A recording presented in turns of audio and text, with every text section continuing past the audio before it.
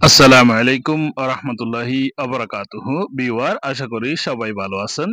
কাছে দূরে দেশে বিদেশে যে যেখানে বসে আমার ভিডিওতে যুক্ত হয়েছেন সবাইকে স্বাগতম এবং শুভেচ্ছা জানিয়ে শুরু করব আমার চ্যানেলের আরো একটি নতুন ভিডিও।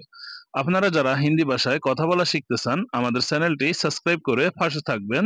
আজকে আমরা গুরুত্বপূর্ণ ৪৫টি হিন্দি বাক্য শব্দের অর্থ শিখব, যেগুলো প্রতিদিনের কাজে ব্যবহৃত হয়। তো কথা না বাড়িয়ে চলে যাব মূল ভিডিওতে। চলুন শুরু করা যাক। কে দিয়েছে হিন্দি হবে কিসনে দিয়া। কিসনে মানে হচ্ছে কে, দিয়েছে মানে হচ্ছে দিয়া, কিসনে দিয়া। মাথা ব্যথা এর অর্থ হচ্ছে সির দর্দ। সির মানে হচ্ছে মাথা, দর্দ মানে হচ্ছে ব্যথা। সির দর্দ মানে হচ্ছে মাথা ব্যথা। ঔষধ, ঔষধ শব্দের অর্থ হচ্ছে দাওয়া। দাওয়া শব্দটি ঔষধ দাওয়া আমরা বাংলায়ও বলি দাওয়া, ঔষধ। কাজকর্ম এর অর্থ হচ্ছে কাম ধান্দা। কাম দান্দা ধান্দা মানে হচ্ছে কাজকর্ম। কে বলেছে এর অর্থ হবে কন বোলা। কন মানে হচ্ছে কে, বোলা মানে হচ্ছে বলেছে, কন বোলা। কার কাছে আছে, কিসকা পাস হ্যায়। কিসকা পাস মানে হচ্ছে কার কাছে, হ্যাঁ মানে হচ্ছে আছে। আমি গিয়েছিলাম এর অর্থ হবে मैं গেয়া থা। मैं গেয়া থা, আমি গিয়েছিলাম। আমি যাব এর অর্থ হচ্ছে मैं जाऊंगा। मैं जाऊंगा মানে হচ্ছে আমি যাব। আমি বলেছি এর অর্থ হচ্ছে मैं बोला था। मैं बोला था আমি বলেছি। আমি যাচ্ছি এর অর্থ হচ্ছে मैं जा रहा हूँ। মেয়ে হলে বলবে मैं जा रही हूँ, আমি যাচ্ছি। খারাপ অভ্যাস এর অর্থ হচ্ছে বুরা আদত। বুরা আদত মানে হচ্ছে খারাপ অভ্যাস। আমি বলিনি এর অর্থ হচ্ছে मैं नहीं बोला। मैं नहीं बोला মানে আমি বলিনি। ভালো খবর আছে, খুশ খবর হ্যায়। খুশ খবর হ্যায় মানে হচ্ছে ভালো খবর আছে।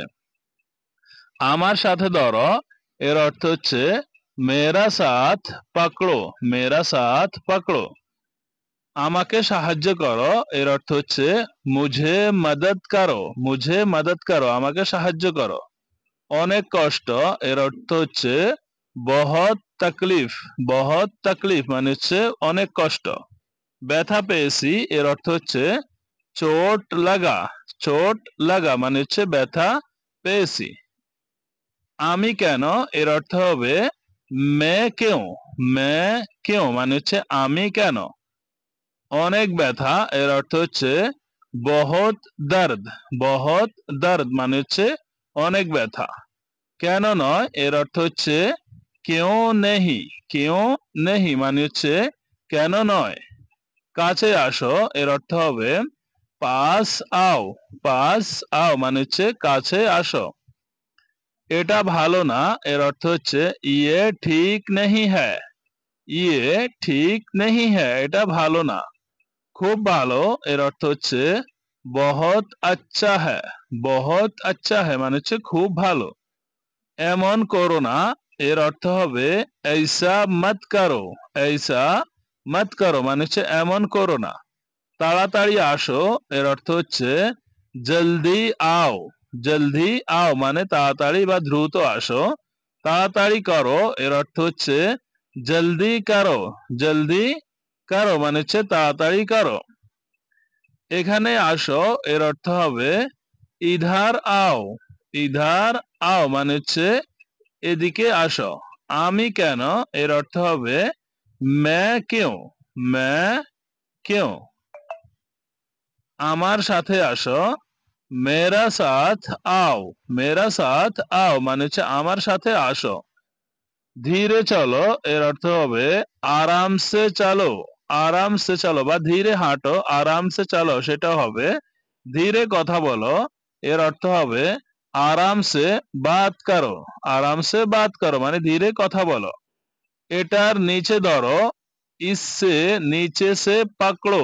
ইসে নিচে সে পাকড়ো মানে এটার নিচে ধরো। আম্মাকে বলো এর অর্থ হবে মুঝে বাতাও।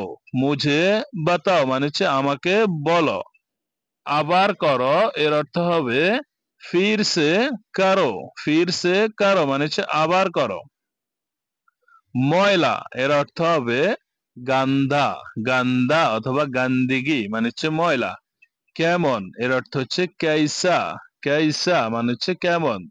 চিঠি এর অর্থ হবে চিঠি, চিঠি মানে হচ্ছে চিঠি।